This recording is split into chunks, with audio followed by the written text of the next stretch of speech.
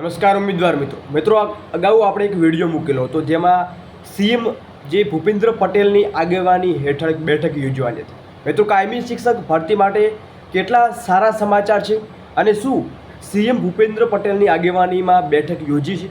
કરારવાળા માટે એક મહત્ત્વના સમાચાર પણ જોવા મળ્યા છે। શું એ લોકો કાયમી થઈ શકે છે?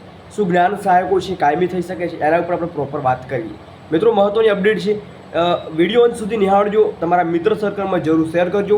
નવા આવેલા છે અને અગાઉની અપડેટ જોવા માગો છો અથવા તો મિત્રો તમે જે મહત્ત્વની પહેલની અપડેટ નથી જોઈ તો જરૂરથી નિહાળજો। ટેટ 2 માટે એક મહત્ત્વના પરિપત્રો છે એ શિક્ષણ વિભાગ તરફથી જાહેર કર્યા છે, તો એ શું છે એ પણ જરૂરથી નિહાળજો। તો મિત્રો વિગતવાર આપણે માહિતી મેળવીએ। વિડીયોને એક જરૂરથી પસંદ આવે તો એક લાઇક કરજો। તો મિત્રો અગાઉ આપણે એક વિડીયો મૂક્યો હતો જેમાં કે રવિવારે એક બેઠક યોજાઈ હતી, પરંતુ અત્યાર સુધીમાં એના કંઈ અપડેટ નથી, પરંતુ ફિક્સ પેના કર્મચારીઓને મળી શકે છે મિત્રો સારા સમાચાર। તો જે ઉમેદવારો ફિક્સ પે ઉપર હતા એમને અહીંયા તમે જોઈ રહ્યા છો, અહીંયા એક મહત્ત્વની ટ્વીટ મળી છે। ફિક્સ પેના કર્મચારીઓને મળી શકે છે સારા સમાચાર। 5 વર્ષની સમય મર્યાદામાં થઈ શકે છે ઘટાડો, 3 વર્ષની સમય મર્યાદા થશે તેવી ચર્ચા છે।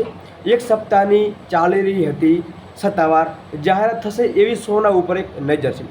1 સપ્તાહની અંદર મિત્રો એની જાહેરાત પણ આવશે અને 1 સપ્તાહની પહેલાં ચર્ચા પણ ચાલુ હતી। તો ફિક્સ પેના કર્મચારીઓ છે એમના માટે મહત્ત્વના અહીંયા સમાચાર જોવા મળી રહ્યા છે। તો મિત્રો આવી જ ઇન્ફોર્મેશન માટે આપણે ચેનલને જરૂર સબસ્ક્રાઈબ કરજો, કેમ કે અહીંયા જ્ઞાન સહાયકનો મુદ્દો પણ જરૂરી રહેશે અને અગાઉ કાયમી ભરતીમાં કેટલો સુધારો વધારો થશે એના ઉપર પ્રોપર સરકાર એક જે નિયમ છે બનાવી છે। બાકી મિત્રો ઓફિશિયલ અપડેટ માટે ચેનલને જરૂર સબસ્ક્રાઈબ કરજો। મળીએ નેક્સ્ટ વિડીયો મેરિટ માટે, જોતા રહો। જય હિન્દ, જય સરદાર।